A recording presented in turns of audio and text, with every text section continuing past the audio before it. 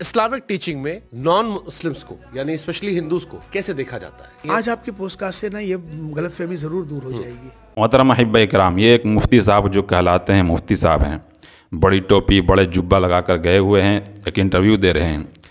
इन्होंने काफिर शब्द का ऐसा गलत मतलब बयान कर दिया है जो बिल्कुल सिरे से गलत है। अब इन्होंने पता नहीं क्या किया है, ज़रा इनकी वीडियो सुने, उसके बाद मैं आपसे बात करता हूँ कि इनको क्या करना चाहिए था, ये क्या करके आए हैं। ज़रा सुने वीडियो, उसके बाद मैं आगे बात करता हूँ। इस्लामिक टीचिंग में नॉन मुस्लिम्स को यानी स्पेशली हिंदूज को कैसे देखा जाता है? आज आपके पोस्टकास्ट से ना ये गलतफहमी ज़रूर दूर हो जाएगी। हमारे यहाँ एक प्रचार शुरू हुआ काफिर का। पहली बात तो हम यहाँ से स्टार्ट करेंगे, जो काफिर का जो शब्द है ना, अरबी का शब्द है, और ये शब्द है काफिर। काफिर बोले तो नॉन बिलीवर, नॉन बिलीवर बोले तो जो इसके नास्तिक। नास्तिक इस्लाम के अंदर नास्तिक को काफिर कहा गया, और कहा गया जो बार बार जो शब्द आया कुरान के अंदर कि इन काफिरों से अपना रिश्ता मत रखो और इनसे दूरी बना के रखो, लेकिन भारत के रहने वालों को किसी को भी काफिर नहीं कहा जा सकता। तो सुना आपने वीडियो में, इनसे पूछा गया कि हिंदू के बारे में क्या ख्याल है, तो इनको या तो जवाब देना चाहिए था कि भाई कोई ख्याल नहीं है, दोस्त हैं, भाई हैं, सब एक हैं। इन्ना खलकनाकुम मिन ज़करिन व उन्सा व जअलनाकुम शोबा, कि हम और आप सभी एक माँ बाप से पैदा किए गए हैं। ये सीधा सा जवाब था, लेकिन उन्होंने घुमाना शुरू किया और अपने आप को बेहतर दिखाने के लिए, अपने आप को प्यार बटोरने के लिए क्या कहते हैं कि काफिर शब्द का मतलब है ना, ये हिंदुस्तान के अलावा के लिए, यानी यहाँ के नॉन बिलीवर के लिए नहीं है, जो ईमान नहीं रखता यहाँ हिंदुस्तान का, उसके लिए नहीं है, मतलब हिंदुस्तान के बाहर के लिए है। अरे चाचा, हमें तो लगा था कि शायद वाकई आप मुफ्ती साहब होंगे जब मैंने टोपा देखा था और कुब्बा देखा था, लेकिन आपकी बात सुनकर लगता है कि आपको कुछ अता पता नहीं कुरान हदीस का। असल मसला क्या है, ये हमें या तो लगता है कि कुरान हदीस पढ़े नहीं हैं, या फिर ये चाहते नहीं हैं कि कुछ मेहनत करके बताया जाए या कुरान हदीस को क्लियर किया जाए गैर मुस्लिमों के सामने। देखिए, मेरे गैर मुस्लिम भाई भी सुन रहे हों तो गौर से सुनें, क्योंकि काफिर शब्द का मतलब, हमारे यहाँ बहुत सारे लाइव में भी कभी आते हैं तो कमेंट करते हैं कि मुझे काफिर कह दिया। भाई, इसमें कोई बुरी बात नहीं है, लफ्ज़ को पूरे मतलब समझें। असल मसला क्या था कि इस मुफ्ती से अगर पूछता कि काफिर किसको कहते हैं, तो कह देते हैं कि इनकार करने वाले को। तो पूछता कि मैं काफिर हूँ या नहीं, तो वो कहते कि काफिर हैं आप। तब वो कहता कि कुरान में तो कहा गया काफिर को मारो, तो फिर आप मेरे बारे में क्या कहते हैं?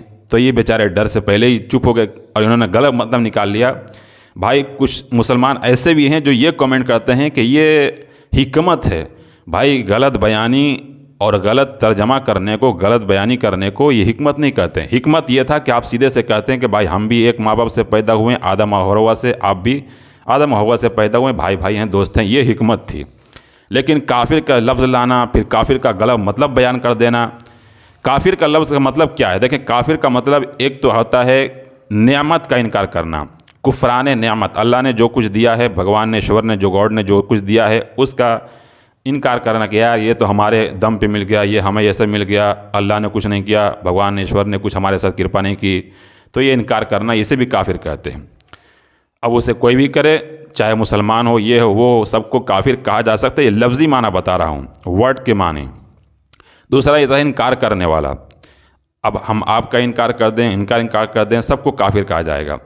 एक माना आता है इस्तिलाही माना, जिसको कहते हैं अल्लाह और उसके रसूल का इनकार करना, यानी जिस पर ईमान लाना, क़यामत के दिन पर, कुरान पर, हदीस पर, इन पर ईमान लाना, उसका इनकार करने वाला काफिर कहलाता है।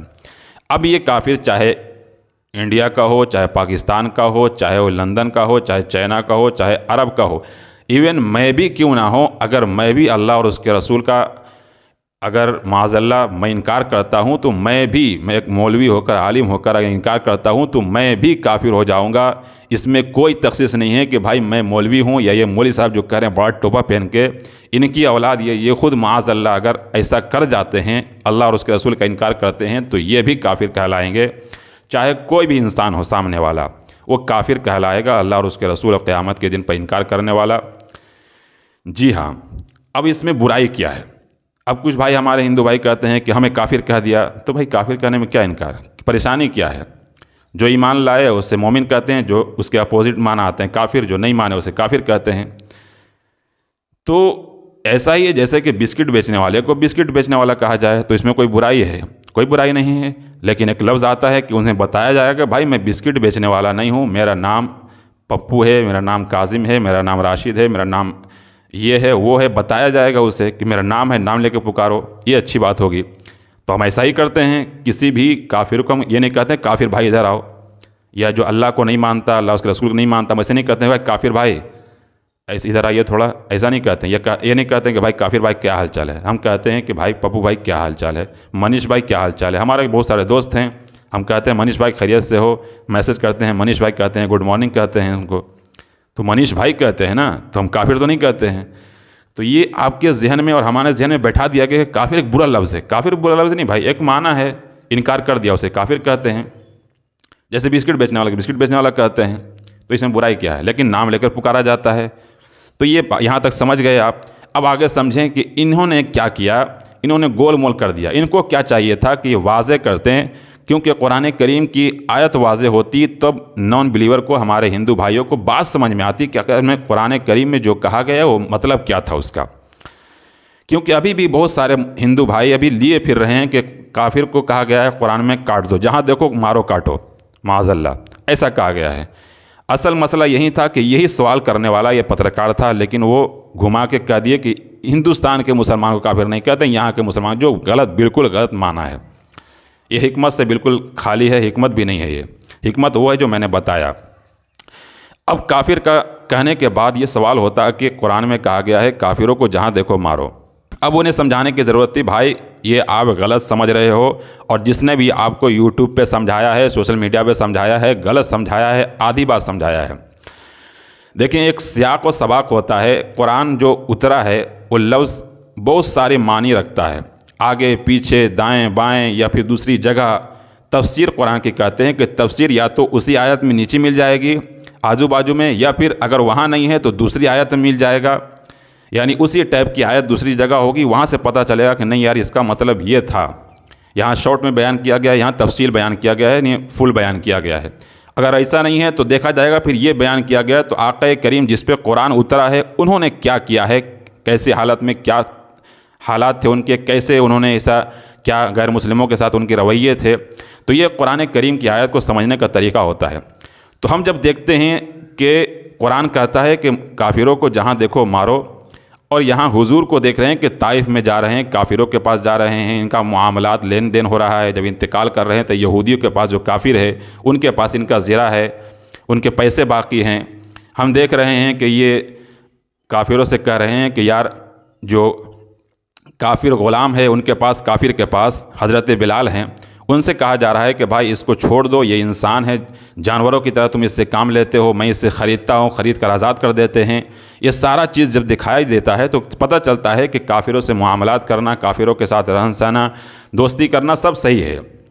پھر یہ کہا گیا کہ مارو جہاں دیکھو, تو مطلب یہ ہے کہ بھائی جب صحابہ کرام پہ ظلم کیا جا رہا تھا, ستایا جا رہا تھا, جب صرف کلمہ پڑھنے پہ مارا جا رہا تھا, پتھر پہ لٹایا جا رہا تھا, گھسیٹا جا رہا تھا, تو اس وقت کہا جا رہا تھا صبر کرو, صبر کرو, صبر کرو.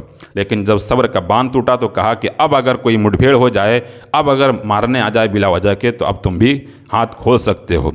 تو یہ تھا, اب جہاں کہیں بھی ملیں, اب وہ مارنا چاہیں آپ کو تو آپ بھی ہاتھ کھول سکتے ہو, یہ اس کا مطلب تھا. یا پھر جنگ میں اگر سامنے آ گئے ہیں تو انہیں مارنے کا حکم تھا. اب کہیں گے کیسے پتہ چلا آپ کو, تو بھائی ہم دیکھتے ہیں کہ حضور کے معاملات کیسے ہیں. اگر ایسا ہوتا کہ ہندو کو, غیر مسلموں کو یا کافروں کو مارنے کا حکم ہے ہر کافر کو, تو پھر ہوتا کہ حضور معاملات ہی نہیں کرتے اس کے ساتھ. لیکن دیکھ رہے ہیں کہ مکہ میں آتے ہیں, لاکھوں کی تعداد میں آتے ہیں, صحابہ کہتے ہیں حضور یہ کافر ہے, انہوں نے ہمارے چچا کو مارا تھا, آپ کے چچا کو مارا تھا, ان کے بھائی کو مارا تھا. حضور فرماتے ہیں معاف کر دو. اگر ایسا ہوتا کہ کاٹو مارو تو مارتے, لیکن حضور نے کہا نہیں, معاف کرو, ختم کرو معاملہ. کہا حضور کافر ہے, کہا چلو کوئی بھی رہے, جو جہاں پناہ میں رہ جائے اسے معافی ہے, چھوڑو ہٹاؤ, معاملات ختم.